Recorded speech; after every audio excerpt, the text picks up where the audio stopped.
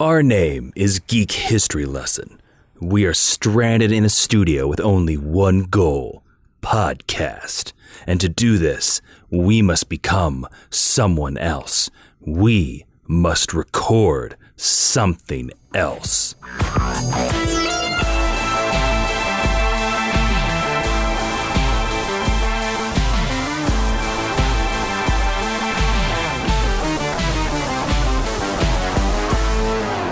Hello and welcome to Geek History Lesson. I am Jason Quiver Inman. I am Ashley Victoria Robinson. Welcome to your Mind University, because you have found the podcast where we take one character, construct, or billionaire playboy from popular culture and teach you everything you need to know about them in about an hour.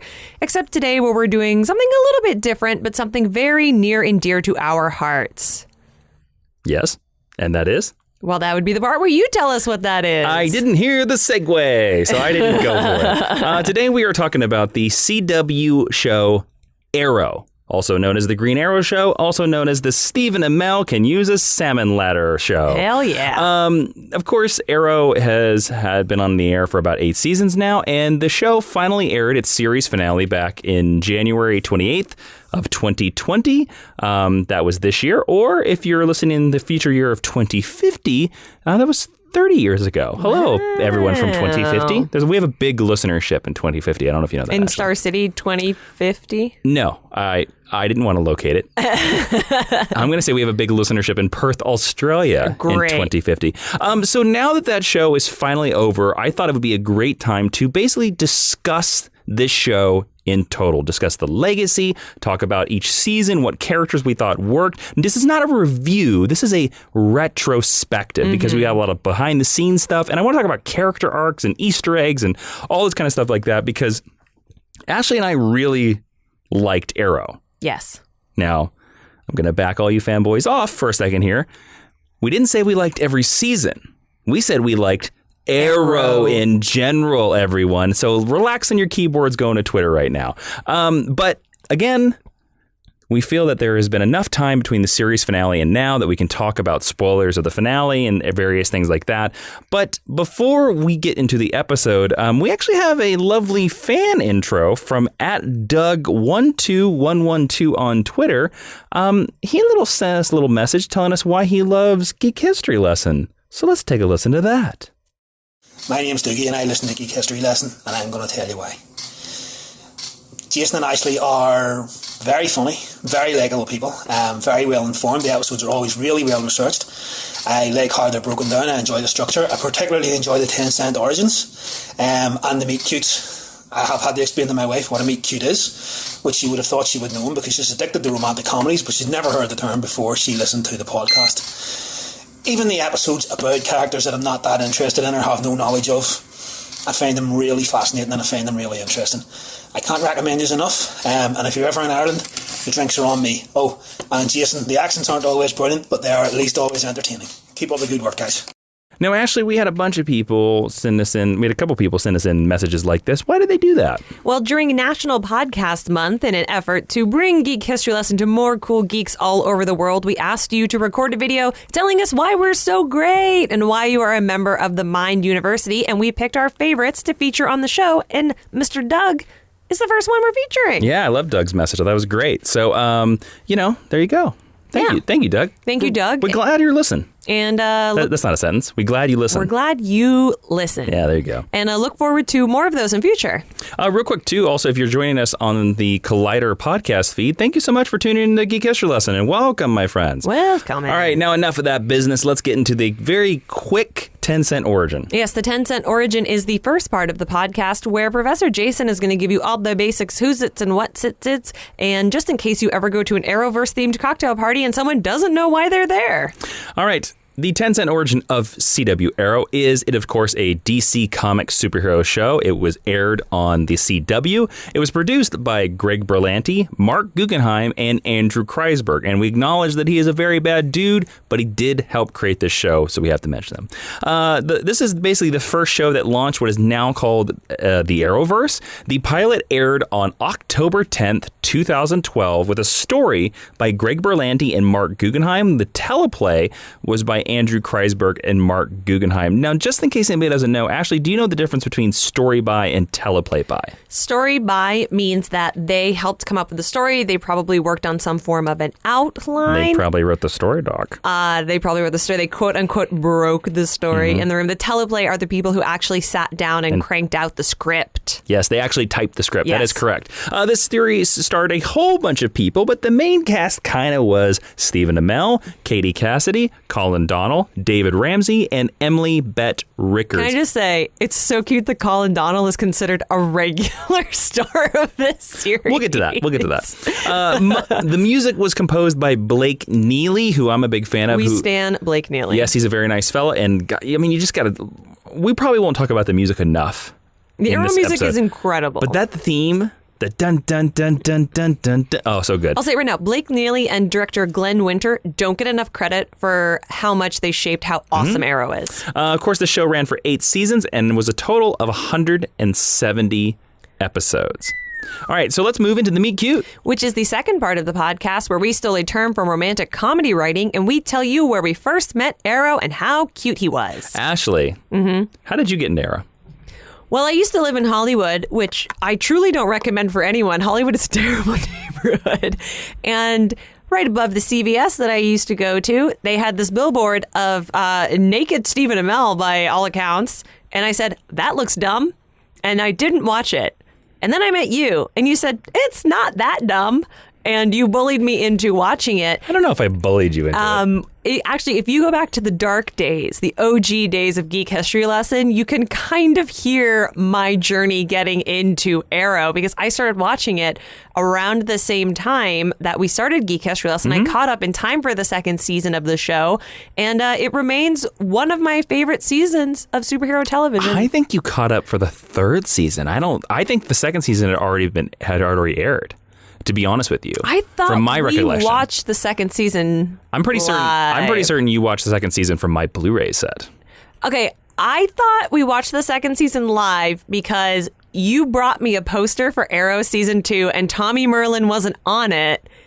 And I was like, oh, weird. Tommy's not on this poster. And you were like, yeah, super weird. And you were trying not to give away that Tommy dies at the end of season 1. You could be correct. I thought it was season 3. I remember hanging that poster in the bathroom and then water destroyed it. Yep. Oh, cool. Yeah. So what's your meet cute of Arrow, Jason? My meet cute of Arrow is I watched the pilot on the night it aired, October 10th, 2012. So I was very leery of this series when it first aired because up to this point, of course, Smallville had just gone off the air. And they had talked a lot about a Green Arrow spinoff show, and there was a lot of talk about it being the Green Arrow that is the Justin Hartley from Smallville. So when they announced that they were not going to do that and they were going to create a wholly new original Green Arrow show, I was uncertain about whether it was going to be good. And I got to say, this pilot slapped me across the face and was like, we are not Smallville. Oh, no. And it really pulled me in. And I really thoroughly enjoyed the first season. I thoroughly enjoyed the second season. And you'll find out how many of the other later seasons beyond that I liked as well. But I was on board very early in the beginning simply because I was surprised that the CW was going to do quote unquote realistic or more quote unquote ground level, more realistic than Smallville. Certainly. If you are really interested, listeners, in what some of our favorite episodes of Arrow are, beyond what we're going to mention during this podcast, Jason actually produced on the Jawiin YouTube channel a top 10 Arrow episode series. It's all up there. You can go check it out. I'll post the playlist. It has all us. Over the social media. We have Sam Basher from Only Stupid Answers is there. DJ Woolridge from Only Stupid Answers is there. Jay Washington, frequent guest, the Geek History Lesson, is in that list. It's great. And I think it's actually, to be honest with you, it's one of my favorite things I've ever done on our YouTube channel just because it looks like a DVD extra feature. It really does. You did a really good job. Thank you. Jason literally is the only reason that it happened or looks any good. So thank you, Jason. So really quickly, everybody, I just want to tell you, if you have not seen Arrow, we're going full spoilers. Gird yourselves, even children. Though Ashley already dropped a pretty big one, but I kind of think it's one that everybody knows. That Tommy dies? Yeah. It's a pretty big one. That happened 8 years ago. It's pretty big. He on Chicago Med now. Still spoiling. Anyways, there are full spoilers going from this point forward. If you have not seen Arrow at this point, unless you want to watch Arrow and be fully spoiled, then I would suggest keep going. But otherwise, if you want to experience Arrow on Netflix, because every season is now on a Netflix now. Mm-hmm. Even the final season is on Netflix. Then, maybe you don't want to listen forward. But we have to talk about one thing real quick before we talk about more Green Arrow. Guys, you have less than 7 days right now to support Jupiter Jet and the Forgotten Radio on Kickstarter. Woo! That is Ashley and I's all ages comic starring a 17-year-old girl with a jetpack that wants to fly across the solar system. It's Kim Possible meets Men in Black, gives you a little bit of the tone. And all you have to do is go over to JupiterJetComic.com to pick up your signed copy. And by the way, it's the only way you can get the exclusive Nicholas Scott art print of Jupiter Jet. Now, Ashley, if they don't know who Nicholas Scott is, who's Nicholas Scott? Nicholas Scott is an all-time great comic book artist. In my opinion, she draws the sexiest men in comics. She designed a whole bunch of really great Earth 2 costumes. She drew Wonder Woman, and she draws my favorite Image book currently being published, Black Magic. That's right. So if you want to support our independent comic and get the sequel to our Ringo-nominated series, go over to JupiterJetComic.com. You only got 7 days. She will not fail her moon. By the way, if you're listening to this in 2050... You've really missed the boat. You'll just have to go to jasonninman.com/store and then get all 50 volumes of Jupiter Jet. You'll have to hope that websites are still a thing. Truly. We'll just download it straight into your Cortex. Don't worry about it. All right, let's move into the History 101/discussion. Ooh, the History 101 is the main meat of the lesson where typically we teach you everything you need to know, but we're going a little loosier-goosier because honestly, if you want to know everything about Arrow, go watch the show. Watch the show. Come on. Yeah, that's the reason why we don't do typical lessons of TV shows or movies is because, honestly, you should just go experience it. Mm-hmm. With comic books, the reason why we do the histories is the idea that there are multiple reboots and retellings and their origins are constantly being thrown out of whack. But with a television show or a movie, it's definitive. And in fact, if you go and listen to our Green Arrow episode, which was taught by Jason, we will talk about how he relates to the TV shows because we like to talk about how the characters appear in different media. So basically, just to give you a basic synopsis, and then we're going to go through our seasons and talk about these characters. Here's the basic synopsis of Arrow.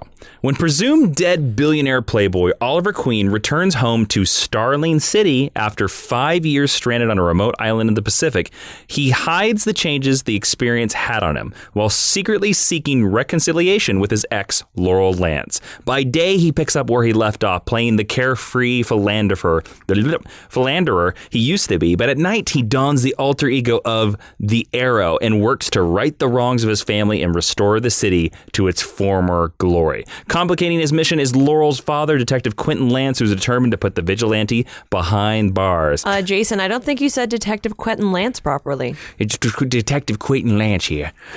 I'm Captain Lance here, okay? This is Paul Blackthorne. I'm come on to the show. Special guest here. So happy to have you. Thank you. I was in the final episode. You were actually such a hit on our review series, and I'm glad that we brought you back. I was a what? You were a hit on our review series. I don't even know what that means, young lady. You appeared many times. Listen, you're talking about the googly things and the doodads, and I don't understand. I'm only here to stop crime. Okay. Yep. Well, thank you for joining us. Let's get Jason back. No problem. All right.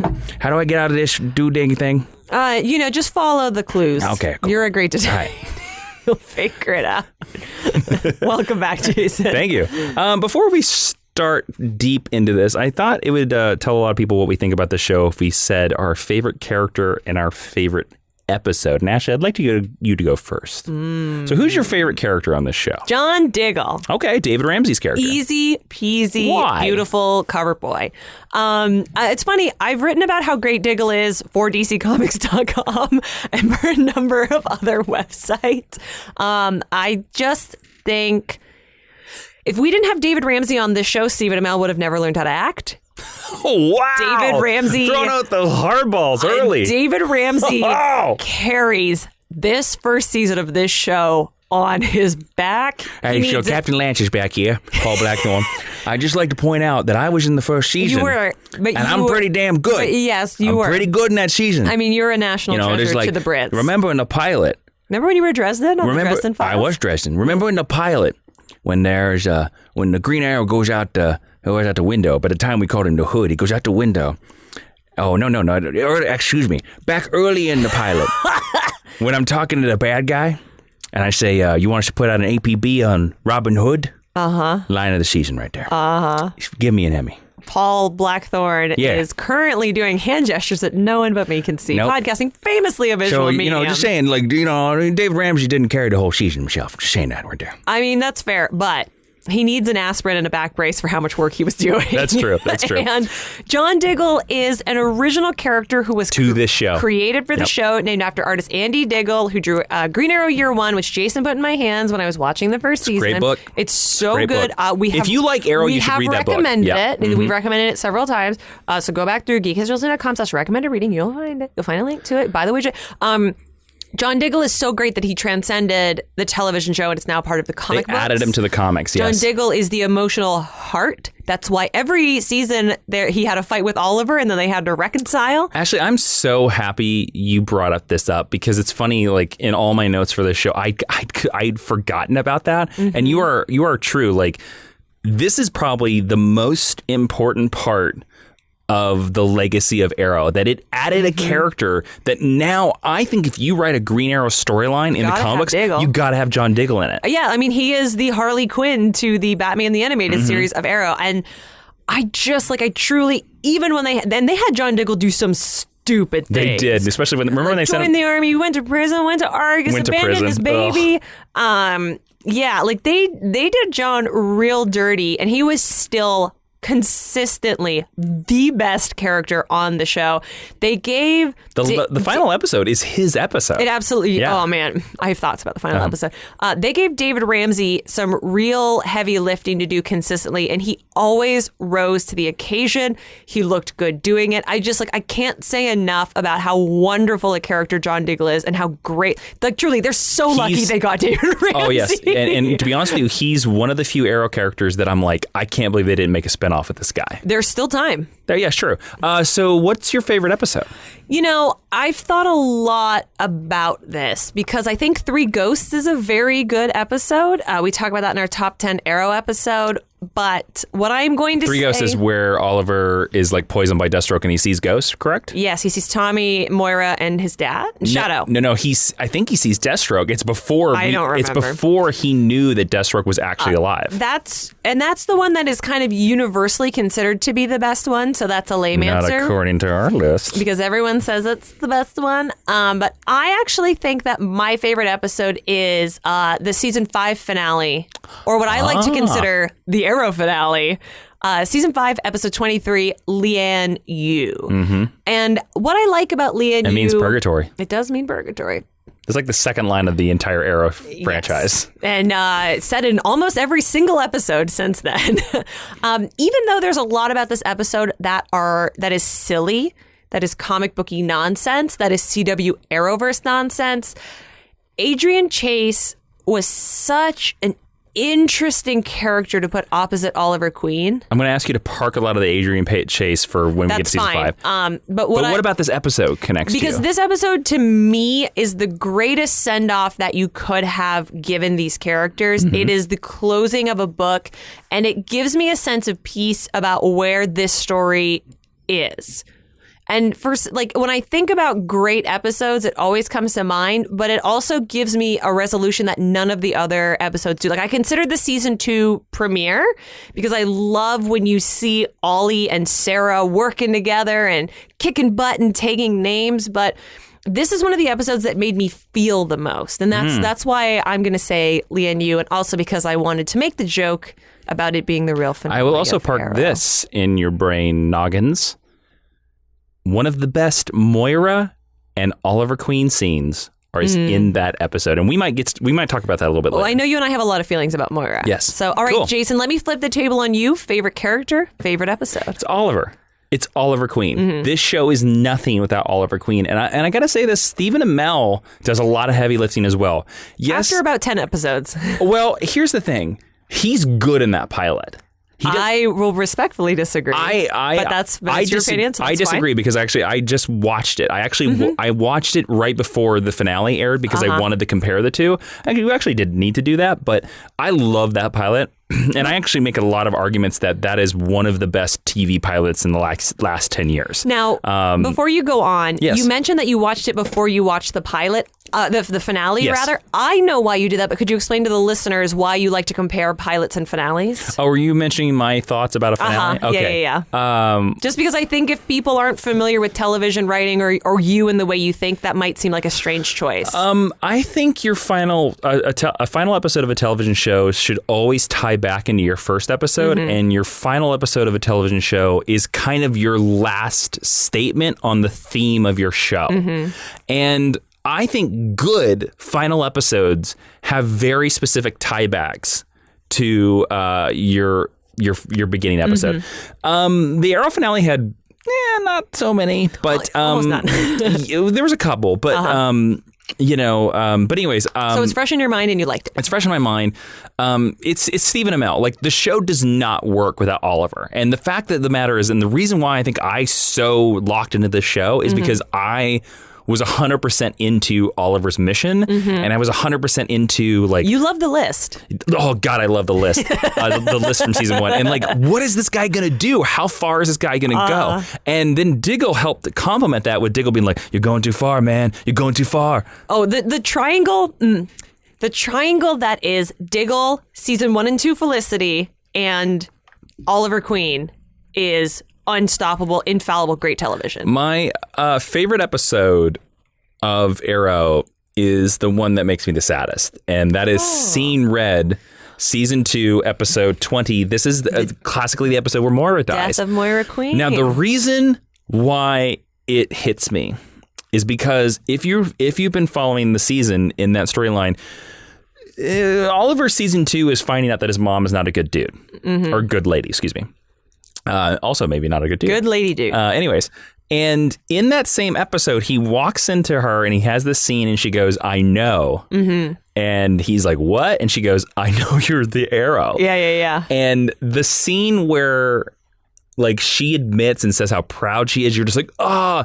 And then, of course, like classic television writing, because we get a connection with it, of course, that character's going to die 2 scenes later. Yeah. But Moira's death is such an important part of this show. It is, like, so amazing. It is such an important part, and it's so sad. And Deathstroke is, like, the best villain the show ever had. So that's the reason why it is my favorite episode of all. So Deathstroke is also, like, Slade is just one of the best characters on Arrow, which I never thought was going to be a sentence I would say. Yeah, that's true. It's very true. All right, so let's move into season 1. And I want to talk about a little bit, like, we can hop all over season 1, but I want to talk about some stuff inside the show, outside the show. Basically, I think we have to talk about the most important thing to note about Arrow is that when Arrow started in 2012, and it's very obvious, you can see it, and I totally understand why they did it. Arrow is a response and a reaction to Christopher Nolan's Dark Knight trilogy. Yes, sir, it is. Because... and this is a criticism that is levied at the show a lot, but I also argue that this is the reason why the show worked. Oliver is Batman. Totally. And the whole first episode is... He fights Ra's al Ghul. Yeah. But the whole first episode is literally him building a bat cave, him having a list. Like, Green Arrow in the comic books is not this serious. I mean, Diggle was basically designed to be his Alfred. Like, there is a line where David Ramsey's like, because he's an African-American, if you're not familiar, he goes, well, I'm your black butler. Like, yes. I'm your driver. But the other thing you have to think about this is because, so you can tell that Arrow is this realistic take of tights and fights, right? There's no superpowers. I mean, the Royal Flush Gang appears in Arrow's, I think, second season, and they're just a bunch of robbers. They're literally people with masks, with baklavas, and they're... Balaclava. So what? Baklava is a pastry. Excuse me. Balaclavas. I know. It's late. It's late, folks. It is after 10 o'clock when we're recording this. Do you think... sorry. So I wanted to say, the point I wanted to bring up is that the interesting thing to note about that is, one, see where we are in the Arrowverse now, 8 years later. But also, we have to realize, in 2012, do you know what movie also came out in 2012? The Dark Knight Returns. No. The Avengers. Oh, yeah. So, that was the start of the MCU On crack. Well, yes, the Avengers was the first time that they went like a little bit comic booky, a little goofy, a little crazy. And as we see how the MCU has progressed, that's how the Arrowverse has progressed. This franchise was like grounded in this very semi-realistic, semi-serious, we're only ninjas and we're only boxing, we're punching. And now, literally... Now we have Legends of Tomorrow. Oliver became a spirit of vengeance and saved the multiverse. What the what? Yeah. People are tweeting us going, what's Happy Harbor? Yeah. So I was going to ask, yes. Because especially the first season of Arrow, it is so quote unquote grounded. Do you think that this first season could have worked with Justin Hartley in place of Stephen Amell? Well, the first thing you have to take into consideration with that is that if you have Justin Hartley in this role, it's a spinoff of Smallville in the Smallville universe. And Smallville was a very superhero-y show. Sure. So it would not even be close to the same show. I actually do think a Justin Hartley Green Arrow show would have worked. Okay. I'm just not as familiar with Smallville as you. So. Justin Hartley in this show... does not work. Okay, fair. Totally fair. So, the first season, I want to throw out everybody. It takes numerous cues from Mike Grell's Green Arrow, the Longbarrow Hunters comic. Fun fact, actually, I don't know if you know, the Queen Mansion in Arrow. The X-Mansion? Yes, has also been Professor Xavier's mansion in the 1996 Fox movie Generation X. Everybody remember that one? I do. X-Men X2, X-Men United, X-Men The Last Stand. It was not the X-Mansion in X-Men 1. It was also in Deadpool and is also, and I knew this the minute I saw it, it was also the Luthor family mansion in Smallville. Hey, look at that. So I want to talk through season 1, Ashley. Any standout moments, any beats? Do we want to talk about the Tommy of it all? I love Tommy Merlyn. Sorry, so let's talk about Tommy because I remember when we first started watching Tommy in the pilot is very goofy. He's Bruce Wayne. I mean, I'll straight up say that I hated Arrow for probably the first 10 episodes. Yep. We skipped the second episode because you didn't have it, or we didn't have access to it for whatever reason. And you were like, all you need to know is that Moira framed it, or Moira like sunk the ship. And I was like, what? This is terrible. Like, this is actual garbage. And you were like, no, like stick with it. It's going to be good. Yeah, I hated Tommy. And now to his credit, 8 years later, Colin Donnell, who plays Tommy Merlyn, you love him. I think he's fabulous. I'd watch him in anything. Now, let me ask you this. Is that only because of his death? No, I don't think so. Because he was just doing the best he could with the material that he was given. They told him to play a complete douchebag, and he played that with aplomb. He played that to a T. I would cast him to do it again. I hope it's at the bottom of his resume. Real good at douchebags. Real good at being a D-bag. No, because I came to really like Tommy, and I thought Tommy was going to be my favorite character through the season, even when he hooked up with Laurel, who I apologize to any Laurel fans out there, but I can't stand, and I think drags down the show for 8 seasons. I was really happy when she died. Even when they pair him up with her and he's like stuck in her ridiculous fear and she's like, I know karate. And you're like, no, you don't. Your sister does. I really think once the writing got better, it kind of rose. I think Stephen Amell rose to the writing, and I think the writing rose to Colin Donnell because having seen him and things subsequently, and every time he returns, he has a really interesting gravity that not a lot of young men on the CW have. He's really grounded, and in the 2 episodes that lead up to his death, where he's kidnapped and he figures out that Oliver is the Green Arrow, those are really meaningful. If he were not a good actor, and if him and Stephen Amell didn't have an off-screen connection, which is probably one of the reasons why he keeps coming back, it wouldn't have played the same way. And then ultimately, his death wouldn't have mattered. And I remember being super upset by it by the time. And you're like, I mean, that season ends on a heck of a downer. And you were like, but who else are you going to kill? And I was like, Laurel, she sucks. And you were like, but then you wouldn't have cared. Like, it was always going to be Tommy. And his contract was probably only for 1 season. Sure. They probably all of them were just signed for 1 season, I bet. You're right. You're probably right. Because I bet in season 2 is where they signed him for like 5. Yeah. But I really think he's special. And I think that's why they brought him back. And I think when he left the show, because they kind of tried to replace him with Roy, and I love Roy Harper, and I wanted to be there, but like, it's not the best version of Roy. Fun fact, I don't think we're going to be talking about Roy that much. It's not the best version of Roy Harper we've ever had, but they kind of,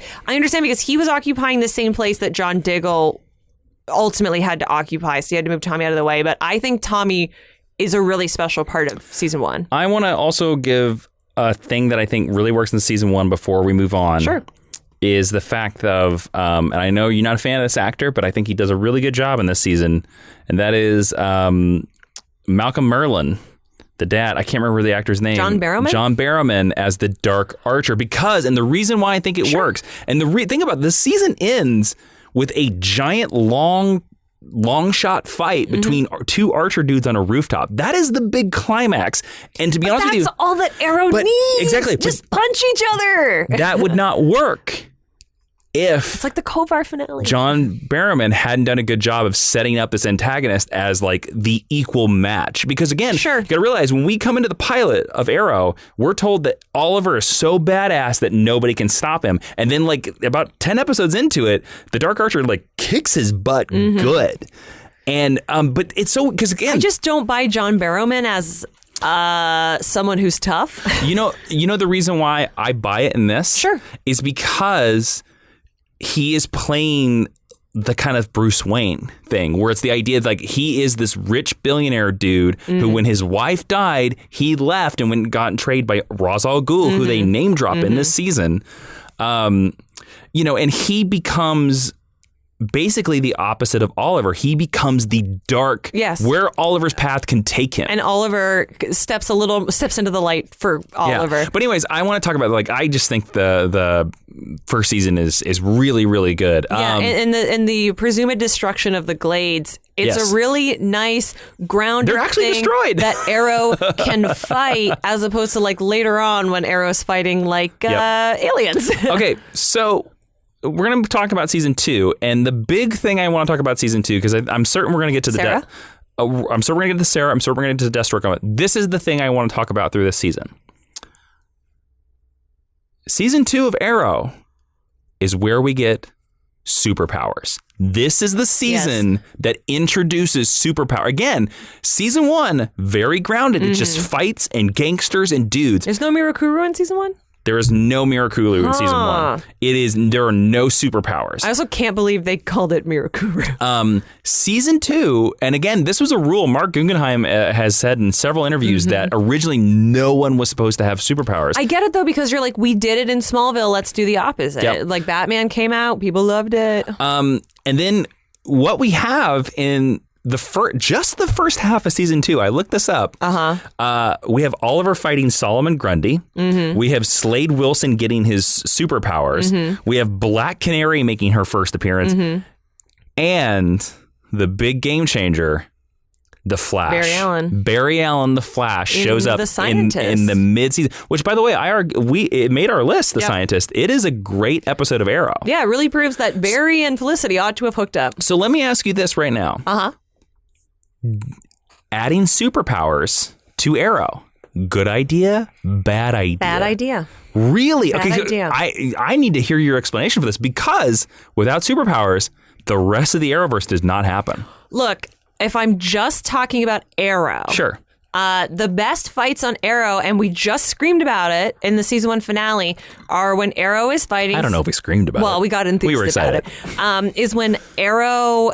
It's when it's Stephen Amell and another dude, usually a dude, hitting each other. And like really hitting each other. It's why the Kovar stuff is so cool. Can we give a real quick mad shout out to the Arrow stunt team, by the way? Oh my gosh. Which is, by the way, and Stephen Amell for doing a lot of his own stunts. That's why he got that role. Yep. Yes, absolutely. Very unsung heroes, the Arrow stunt team. Some of the best fights on television when this You don't get, by the way, everyone's sitting in who's like, Daredevil did it better. You don't get Daredevil without Arrow. I agree with that. I'm also going to make the point to everyone out there that Arrow's budget is about $1 million an episode. Daredevil's budget was $8 million an episode. Yeah. So the reason why their fights can work better is because they can shoot more money. Well, they can shoot those fights for 6 days. Arrow gets 2 hours. Yeah. But it's like, and it's why Adrian Chase works. Like the Arrow, the best Arrow stuff is when it is humans fighting humans, and when it is Oliver is when it is the idea of there are only so many conflict types in narrative, and when it is human versus human, that's when it's best. Or human versus society sometimes really works for Arrow. And I think the minute we introduced superpowers, you opened the door for Arrow to do some of the stupidest things it ever did, like Ra's al Ghul and like Ra's al Ghul doesn't have superpowers though. They hucked him in a Lazarus pit is magic. But Ra's al Ghul himself, he wasn't super strong. He wasn't super fast. Also, Ra's al Ghul was bad. Yeah. But I think... But magic, I think, is a fair point. I think some of the worst things in Arrow and some of the worst characters in Arrow have come at the behest of superpowers. I'm so happy this universe has superpowers. I think there should have never, not once, been a superpowered hero or villain who was a regular cast member or a villain of the week on Arrow. You know, and again, I think it was a mistake. There was a thing, we've talked about it several times in some of our other videos and stuff. There was a backup plan for if the Flash pilot didn't go, that Barry Allen would have been a regular cast member of Arrow. Awful. And can you imagine, like, Grant Gustin... I mean, to be fair, I think Grant Gustin is quite charming in The Scientist. I actually really like, because Barry was really grounded there. And Barry and Felicity had so much chemistry. They were so wonderful together. They really were. But that would have been bad. I'm gonna slightly disagree with you here. That's totally fine. Because I think the Flash being introduced in this universe really works. And I'm also going to argue that I think the Flash season 1, again, this is our episode, really works. I agree with your point that Arrow should have, the show, to stand off from the Flash should have stayed grounded. When they do their magic season, which we'll barely talk about, it went too far. Yeah, I don't mind for the crossovers, but I think the television show, we should have never had a canary with a real canary cry. Yes. We should have nothing like that. Ragman should have not existed. He should have been just the Batman. Yes. Yep, exactly. Yep. Okay, so I want to talk about this again. This will bring in some of the Sarah of it all. This will be bringing some of the Deathstroke of it all. Deadpool guys in Arrow season 2. Spoilers. Barf. So Arrow season 2 is really, not only are they doing superpowers, but this is where the show really embraced its full melodrama, soap opera-esque comic book storytelling. Season 2 is so good. Season 2, we're going to just throw it out right now.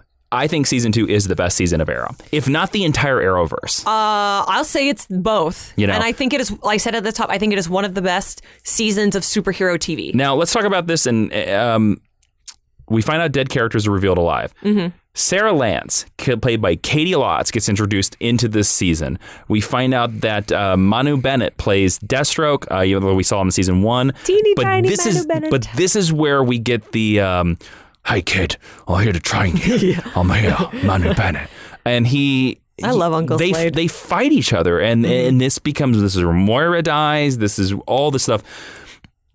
What gelled? Like, what was it about? Why does season 2 elevate it? Like, is it Deathstroke? Is it so funny Sarah? Because I'm like looking over at the shelf, and we have a little clump of Funkos, and it's Oliver. It's a Sarah Black Canary, it's Deathstroke, and then it's Thea, all clumped together. Yeah, and Diggle of Green Arrow's up there too. He's right there on the third shelf. I just think it's all of that, all hitting at the top of their respective games at the right time. So Oliver has become, he's called Arrow now. He's not the Hood. He's not the blue and red blur or anything like that. Like, he is Arrow. So like, okay, fine. Maybe we're never going to call him Green Arrow. Stephen Amell's good at acting. Katie Lotz is so cool, and she's as good a fighter as Stephen Amell. So whether they are friend or foe, they are fun to watch together. They have the best chemistry. They're my favorite ship in the Arrowverse. And then Manu Bennett, who is a very small man, not only because they bothered to earn the emotional arc in season 1, but because he's also a solid badass as Slade, who is an all-time great DC character. It just all works, and it all works together. And I think a lot of it is just lightning in a bottle. And then Felicity was still cool because she wasn't Oliver's weepy girlfriend, and Diggle's always great. So like, it was 5 things firing on full throttle, and then you kill Moira. Like, what more can you want from Arrow? Well, I can tell you something that you don't want, and that is season 3 and 4 of Arrow, because let's talk about some of the stuff that happens here. We get the Suicide Squad.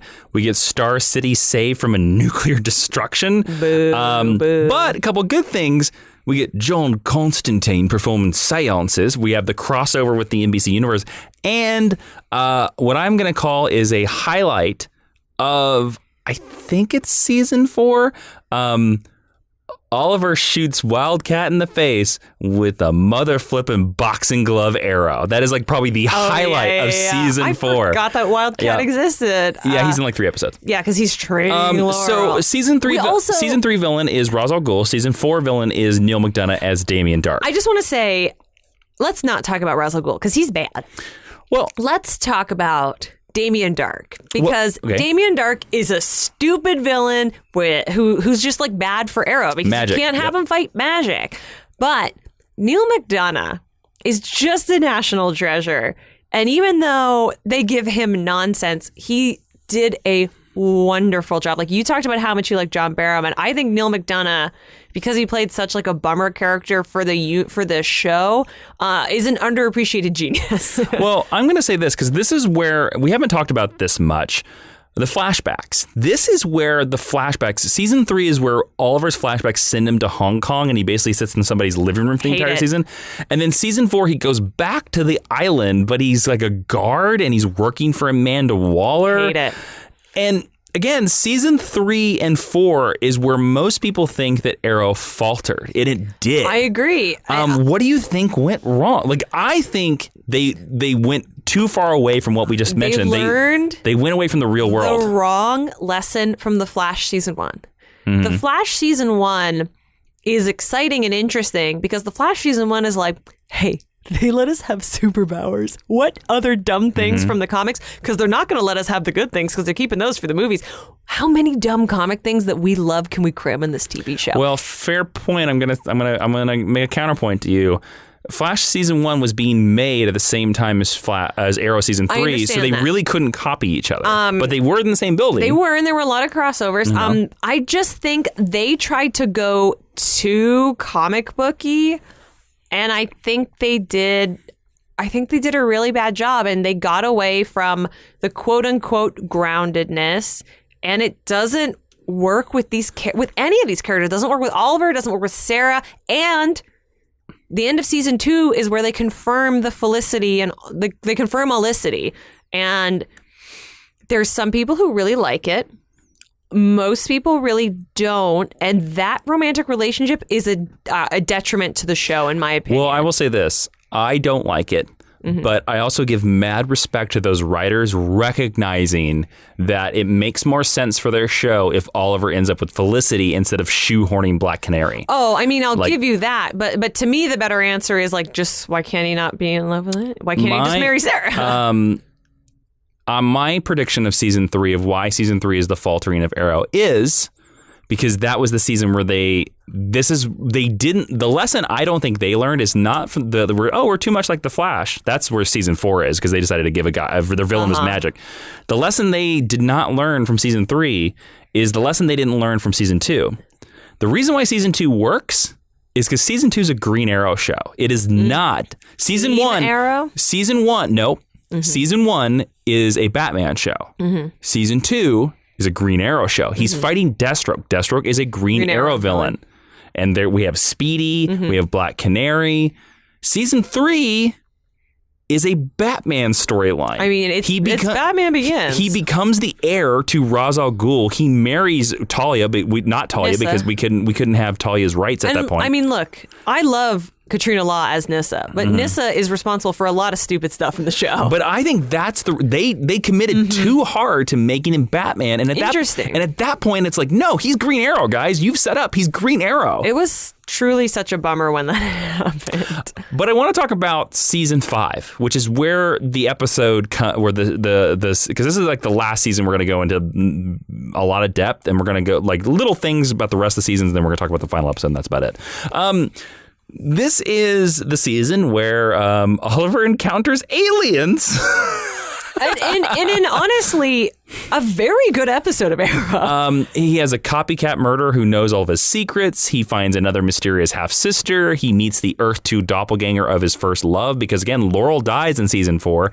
Hallelujah. Yes, this is also the first season of Arrow that has the big crossover. Well, he had tiny crossovers, but this is Invasion. Yeah. And the 100th episode of Arrow happens in Invasion, and it's a dream thing on an alien ship. But I'm going to say this. I actually really enjoy their 100th episode. So do I. And the moment where Oliver has to say goodbye to his mom and dad again. And then Tommy comes back. As a clip. But still comes back. But we also have to talk about Prometheus. Who is Arrow's second best villain. Shout out to Josh Segarra, who went from being Arrow's mean boyfriend to RuPaul's mean boyfriend. Now, we have to talk about the fact that the writers and producers of Arrow did a cop-out for not a cop-out, but a fake twist. That's fake out, yeah. Which I love because he is Adrian Chase, which is classically Vigilante. And they introduced Vigilante into that same season. And then you find out that Adrian Chase is not Vigilante. He's Prometheus. Yeah, and Vigilante is, in fact, a much worse character we're going to see in the next season. We're not going to talk about Vigilante anymore, but I think that's one of the most genius ideas that show has ever pulled off. Look, this is another one where I have mixed feelings about CW casting. Okay. I really do. And with Adrian Chase, they got it really, really right. Because if Josh Segarra was a less good actor, and honestly, because of the CW, a less handsome actor, it wouldn't be interesting. But he's so good, and he's so good in this part.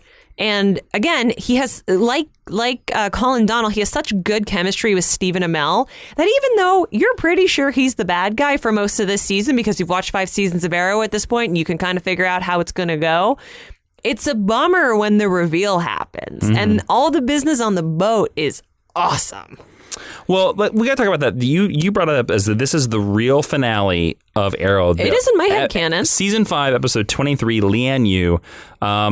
And I remember that is the last time that I was truly super excited about Arrow because I still remember the episode before this where Oliver goes to the prison cell and unlocks Slade. So good. This is the beginning of Uncle Slade, which is something I do like about the later seasons. And then this episode is basically every character that is on Arrow on Lian Yu. You have Slade, you have Nyssa, you have Merlyn, you have Digger Harkness. For some reason. And then you have all these assassins going against Chase. And then, we have Oliver's son at this point, which is William. I'm going to say that is a knock against season 5 for me. I don't like children in the Arrowverse. But, unless they're John Diggle's children. But this is also... is he mayor at this point? I can't remember. This is the mayor season Jason, as well. From the time I watched season 1 with Jason, he goes, next season he's going to be mayor. Next season he's going to be mayor. And it finally happened. I remember Oliver being mayor is a very classic Green Arrow storyline. I love that storyline. Judd Winnick did it, and I was like, they're going to do it. They're going to do it. That's another thing why I think. Because he's saving his city at night and during the day. Is this also the season where they solve gun control? Yes. Yeah. So good. Yes, it is. Okay, so really quickly, I want to just quickly go through all the other seasons. Season 6 has Michael Emerson in it for the beginning of it. And then, of course, Kirk Acevedo takes over as Richard Dragon. I know that's not his name, but whatever. Like Ricardo Diaz. Ricardo Diaz. Like 100 episodes, but feels like. I feel that Michael Emerson was the better villain. And I think as soon as they got rid of him, that's where the season faltered. Because there is an interesting idea in that storyline that in season 6, Michael Emerson being the father of a guy that Oliver killed in season 1. I'm like, that is an interesting storyline. Also, I think Ricardo Diaz worked better as a person operating the shadows. And I think once we just saw too much of him. We saw too much of him. He's overused. Yep. And then we have season 7, which is where we introduce the flash forwards of Star City 2040. Oh, hot take. Don't love them. Oh, I want to go back real quick to season 5. Okay. Because let's go back to season 5. I put a pin in this. Okay. In the finale, I mentioned that one of my favorite, what I think is one of the best scenes in Arrow, is there's a scene with Moira and Stephen Amell, Oliver. So in that final episode, Lian Yu, the flashbacks end. We finally get to, I know he's wearing a wig and I know he's wearing a beard and that kind of sucks. I know. It is like a Jack from Lost bad level flashback hair. It's really dumb. It's fine. But we get to see those same moments of the pilot, him climbing the rock and shooting the arrow. And then they take it one step further where the two dudes on the boat from, I assume, somewhere in the Asian Sea, the Pacific, South Pacific. Yeah. They're from Hong Kong. They're from Singapore. They're from Thailand. I don't know where they're from. Anyways, they give him a phone and he calls Moira. And I'm going to say this right now. One of Stephen Amell's best performances ever is in that scene because he starts crying and he's like, Mom, I'm alive. And she doesn't believe him. She doesn't think it's Oliver. She does. And then when she hears him cry, that's when she's like, Oliver?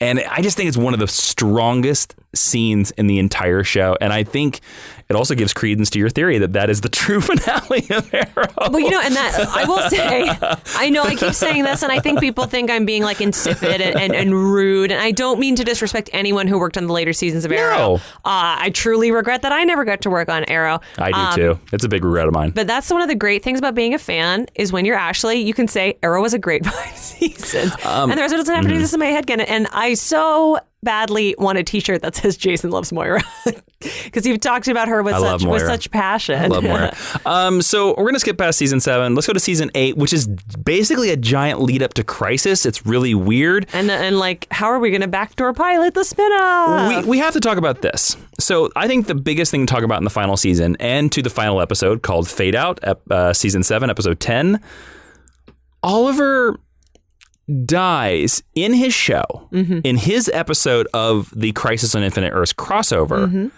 and he dies 2 episodes before the end of his own show.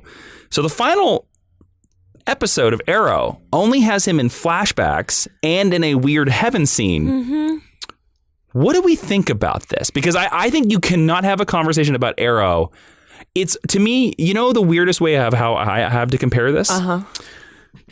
Star Trek Enterprise in its final season. I know what you're going to say. The last episode of Enterprise. Bad episode. Is Commander Riker watching a holodeck program that is set 10 years after the previous episode where you get to see Captain Archer's final mission. The 2 episodes before that are this 2-parter, and it's Captain Archer, and he's saving Earth, and he basically creates the alliance that will eventually go on to found the Federation 10 years down the line. And in a lot of ways, that's the real finale of Enterprise over that hologram episode. Now, what am I saying here? For me, the final episode of Arrow, Fade Out, doesn't really feel like the final episode of Arrow. And a lot of that is because Oliver died 2 episodes before. So I'm of 2 minds about it. Yes. When I first watched it, I thought, this is super lame. When you were watching the Crisis episode where... No. When I was watching the finale episode. Okay, got it. I did not like it. And I didn't like... Diggle like calling everyone together and Roy being like, I want to marry Mia. We're not even going to mention that. Or whoever her name is. Mia's a different girl. Mia is Oliver's daughter, who we've only mentioned twice. Yeah. I didn't like any of it. Which is not to say it's a bad episode. It's just that I didn't like it. I've been trying to justify it to myself under the rules of the pilot and the finale should be reflective of each other. And I have really rubbed off on you, haven't I? Yeah. Well, I like that idea because when it's effective, it's really powerful. A great example of that is Justified. A great example of that also is Lost. Sure. I close. I can't speak to that. I open, I close. You know what I mean. And it's kind of a bummer to be like, it's cool. So like the show's about John Diggle. Yeah, right. Like you have confirmed for me that David Ramsey is the god of the Arrowverse. And like, that's kind of funny. But I guess the way that you can justify it, or that I've decided that I can justify this, is that Oliver comes into his pilot episode bearing death. He kills people on his list. And then our finale shows that by entering into death, he saved all these people that we watched die over the course of all these seasons. But in the same breath, I don't like seeing the dead people brought back to life. I think Tommy should have stayed dead, and I think Moira should have stayed dead, and I think Quentin should have stayed dead, because to me it kind of cheapens the emotional impact from the previous season. Actually, I'm just going to say this because in the final episode of Arrow, you find out that Oliver as the Spectre and Crisis of Infinite Earth, see how far that came. Yeah. Although I liked Oliver as a Spectre, basically... I know, rewrote reality. So Moira is back, Tommy's back. And you basically find out, and this is because this could fill another hour and we don't have another hour. No. I don't like that because it tells me that, I didn't get the show I watched and the show that I love didn't happen. Yeah. And I don't know. Moira's the one. You cannot bring Moira back to life for me because you ruin it all. Anyways, I understand why you kill Oliver in Crisis on Infinite Earths because he's the first person and he's the death that matters. And especially since Stephen Amell basically was like, kill me. He did a Leonard Nimoy in Wrath of Khan. He was like, kill me. He did a Han Solo in Force Awakens. Kill me. I understand that. I did appreciate that they gave him a moment that Sarah was there when he died. I liked that a lot. To be honest with you, I liked everybody they had at that funeral. I liked that we had a lot of cameos. But I mean, when he's like literally dying, like it's Sarah and Barry who are there by his side. Sarah I liked that it was Sarah. Well, because Sarah was there at the beginning of this journey. Also because Sarah's his soulmate. I will say this. So really quickly, Ashley, I want to talk about the legacy of Arrow. What is the legacy of Arrow? How will Arrow be remembered, you think? And I want to start this off with a quote from John Diggle. Oh, yeah. From the final episode of Arrow, from Fade Out. And I will try to do the tempo of John Diggle because I don't have a John Diggle impression. So here is what John Diggle says. And I think this is a kind of a perfect way to describe Arrow. John Diggle says, and I quote, "The Oliver that I met 8 years ago is not the one that we said goodbye to today. And he took all of us with him on that journey. He changed everything. Oliver brought heroes into the world. He inspired heroes. He inspired all of us here." Which I think is like one of the best parts of the finale. Kind of meta. I like that. But what do you think the legacy of Arrow is? How do you think in the future the show will be looked at?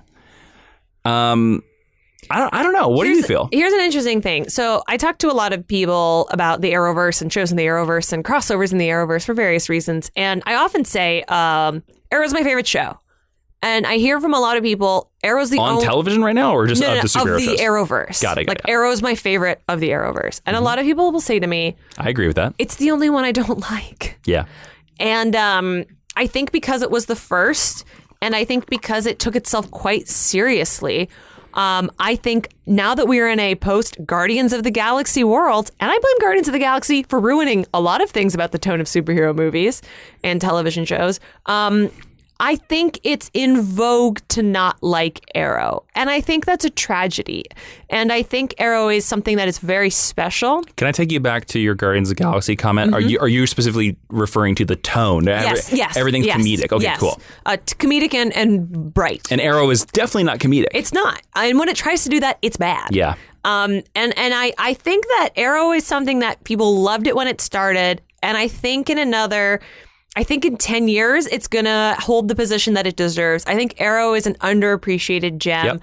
And I'm going to say this about a show that I don't like very much and haven't seen very much of. I think Arrow is going to be spoken of in the same breath as Smallville. I agree. Because Smallville, for all its flaws, and there are many, friends, Smallville gave us the Arrowverse. Smallville is the grandfather of this universe. Superhero television. Yep. And now that we're... almost 10 years past it ending. Yes. People speak about Smallville with such reverence. I knew 2 people who watched Smallville until like 3 years ago. And now suddenly everyone has always watched Smallville and loves Smallville. And now we're okay talking about how we love Smallville because it's over now and no one's going to make fun of you because we're not in high school anymore. And I think Arrow is going to have the same legacy, but Flash is literally flashier and Flash has more of a comedic tone. So Flash is like the hot cheerleader and Arrow's like the person that you should actually marry. It's interesting because I actually think that Arrow is going to hold up better, especially the earlier seasons, like going into the future.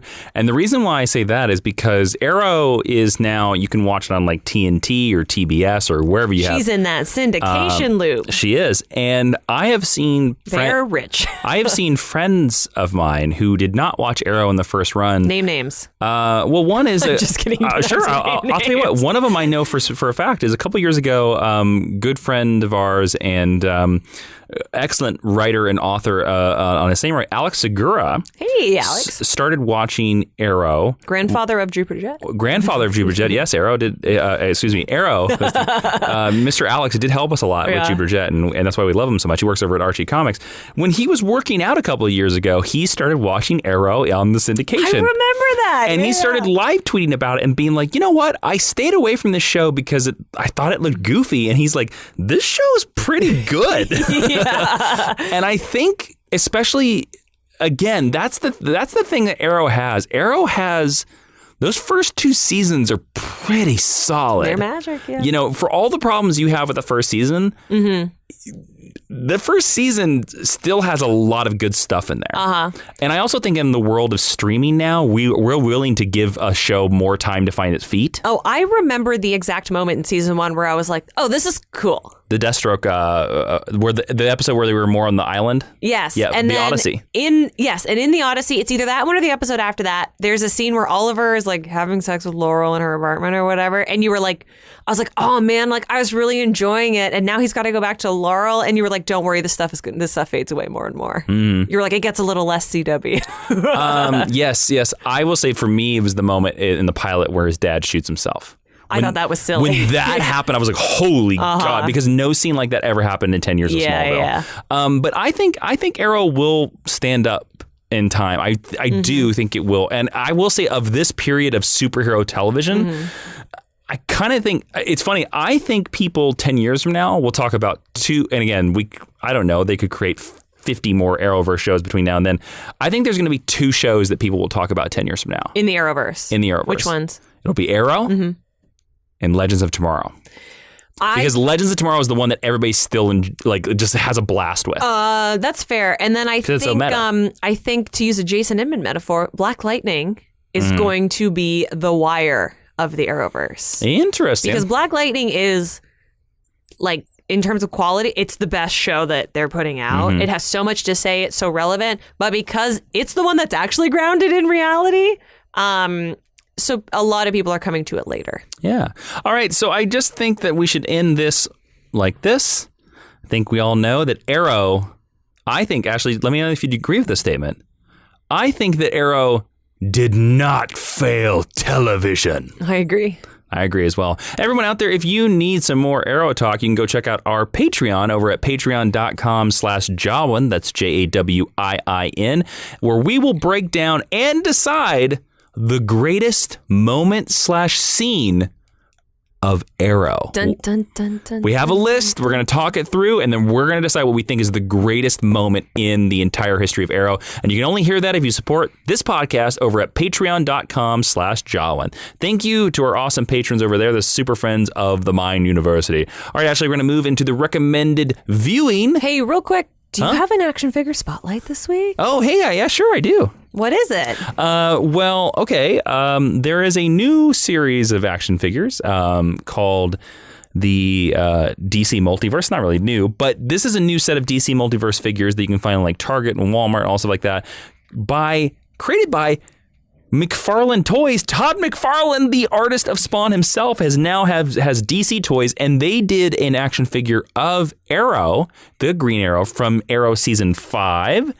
And I actually think it's the best Arrow action figure that's ever. I also have the season 1 DC Collectibles one, yes, but you do. This McFarlane one is better. And it's in stores right now. There you go. Okay, now we can do recommended. We have a reading and a viewing for you this week. Yes. Ashley, do you want to go? You want to take that over? I will. So recommended reading is if you go to geekhistorylesson.com/recommended reading and you want to read and view a little more about what we talked about this episode, we have little Amazon widgets. You click on them and at no additional cost to you, Amazon is going to give us some money for recommending you such cool stuff to check out. geekhistorylesson.com/recommended reading. We have have recommendations for literally every episode we've ever done. And Green Arrow. And Green Arrow. And Black Canary. Yes, and Green Arrow Book Club. And Birds of Prey. And this week, I am going to recommend the complete Arrow box set, which is all of them. And then I'm also going to recommend the complete Arrow box set seasons 1 through 5, which are the good seasons. And then I am lastly going to recommend, if you want some supplementary material, the Arrow Volume 1 tie-in comic, which is the interstitial material between seasons 1 and 2. It is actually really good for a tie-in comic. It's pretty good. Written by Mark Guggenheim.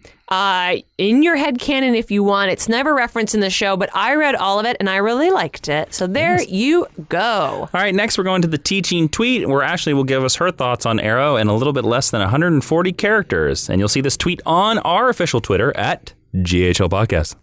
Arrow, the father of a new era in comic book television, definitely did not fail this audience. Gotta say it in his voice. I can't. Come on. No. Did not fail this audience. There you go. Thank you so much. Now we're going to go to the honor roll, where if you go over to Apple Podcasts and you leave us 5 stars over there, not only do you help us in the Apple Podcast algorithm by letting new listeners find the show, we'll read whatever the hell you write on the show. So first off, we have Ninja32249 who writes, "This is what I need every day when I'm at work. It brings me a smile to myself with all the commentary you guys make about all the information that I didn't know.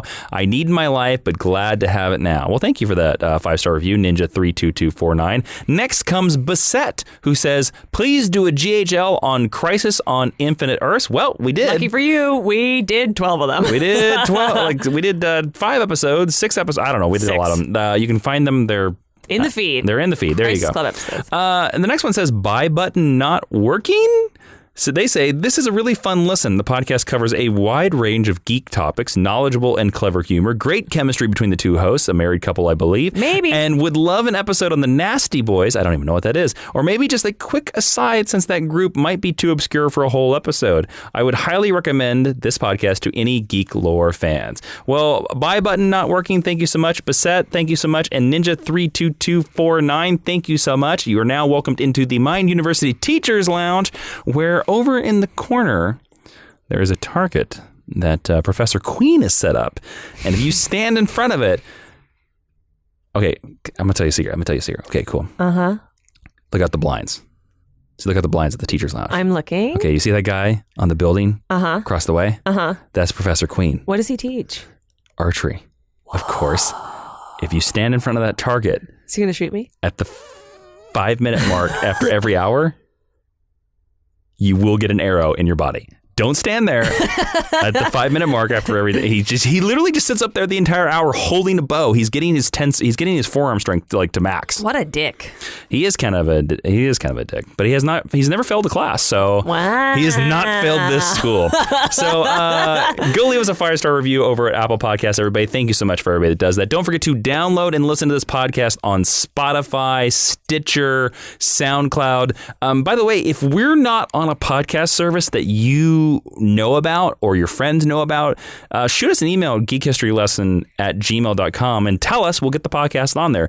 Don't forget to follow us on Twitter and Instagram. You can follow Ashley on Twitter and Instagram at Ashley V. Robinson. You can follow me on Twitter and Instagram at Jawiin, Jawiin. And now we're to the final section of the podcast, hashtag stick around, where we have one final conversation to make sure you stuck through all the plugs.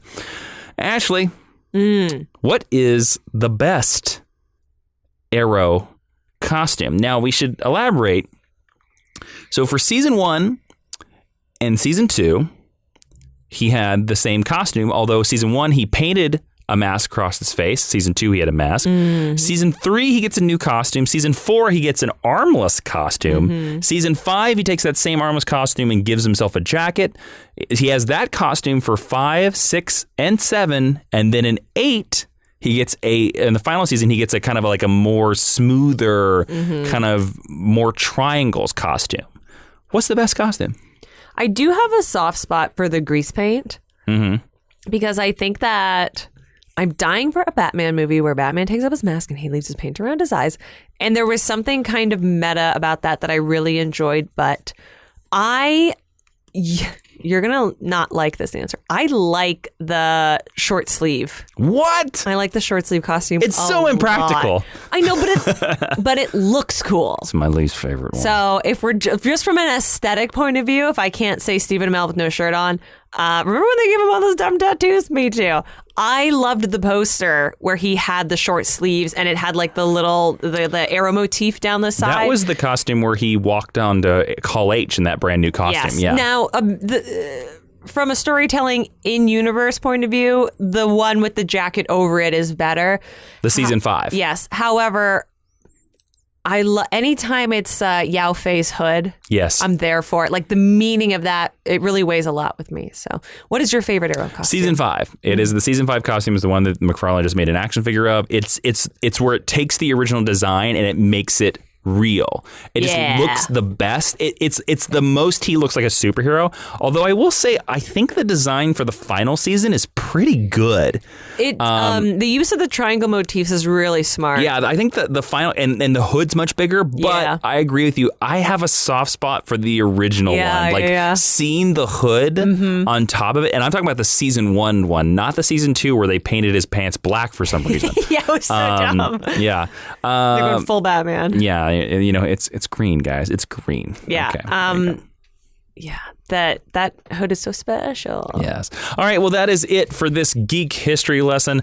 I am Jason. I did not fail this podcast. Inman. I am Ashley Victoria Robinson. And Professor Jason, would you please dismiss the class? You know, Captain Lance is coming back in here, and she's, I was sitting on your guest couch back there. And you didn't talk about Captain Lance that much. I'm just gonna say that right now, Captain Lance. I'm Captain Lance. Paul Blackthorne here. Didn't talk about me.